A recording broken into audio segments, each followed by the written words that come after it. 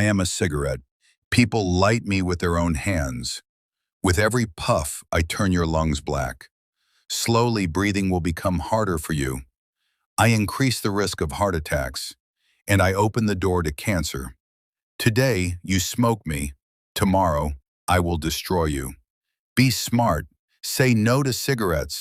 Follow or subscribe for more videos like this. গাঁজা অনেকেই শুধু মজা বা রিল্যাক্সের জন্য নেয়, কিন্তু আপনি কি জানেন এই নেশা ধীরে ধীরে আপনার শরীরের ভেতর থেকে ক্ষতি শুরু করে?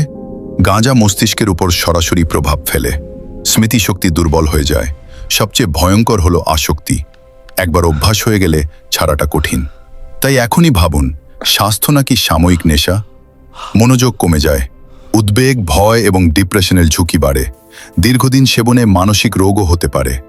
গাঁজা ধূমপানের ফলে ফুসফুস ক্ষতিগ্রস্ত হয়, শ্বাসকষ্ট দেখা দেয়, হৃদস্পন্দন অস্বাভাবিক হয়ে যেতে পারে।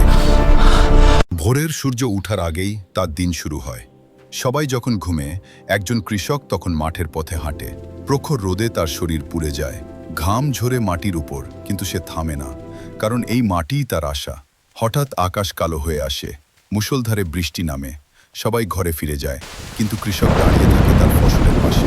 দিন যায়, মাস যায়, মাটির বুকে সবুজের হাসি ফোটে। তখন কৃষকের মুখেও ফুটে ওঠে ছোট্ট এক হাসি। কিন্তু প্রকৃতি সবসময় দয়ালু নয়। ঝড় আসে, ফসল নষ্ট হওয়ার ভয় তাকে কাঁপিয়ে দেয়। অবশেষে আসে সেই দিন, ফসল কাটার সময়।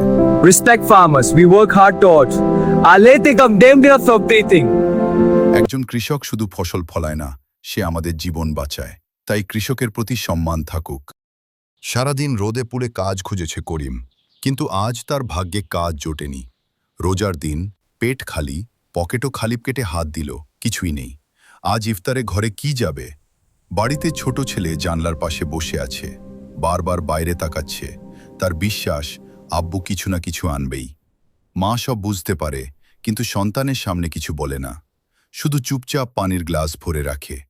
মাগরিবের আজান হয়ে গেছে, টেবিলে শুধু একটা খালি প্লেট। আজকের ইফতার শুধু পানি।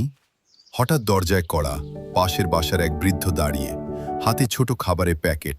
বৃদ্ধ বলল, আজ একটু বেশি রান্না হয়েছিল, ভাগ করে নিন। করিমের চোখ ভিজে গেল। সেই রাতে শুধু খাবার না, মানুষের ভালোবাসা ঢুকেছিল তাদের ঘরে। সবাই ফলো আর সাবস্ক্রাইব করে দিবেন এমন ভিডিও পেতে। এই ফাঁকা জমিটাই হবে একটা নতুন ঘরের শুরু। আজ প্রতিটা ইঞ্চি মাপা হচ্ছে। এই দাগগুলোই কাল হয়ে যাবে দেয়াল। প্রথম ইট বসানো হলো, সিমেন্ট আর বালু মিশে শক্ত হয়ে উঠছে। স্বপ্ন এখন ধীরে ধীরে আকার নিচ্ছে। দেয়াল উঠে গেছে অর্ধেক, খালি জমি এখন আর ফাঁকা নেই, একটা কাঠামো দাঁড়িয়ে গেছে। আজ ছাদ ঢালাইয়ের দিন, সবাই একসাথে কাজ করছে।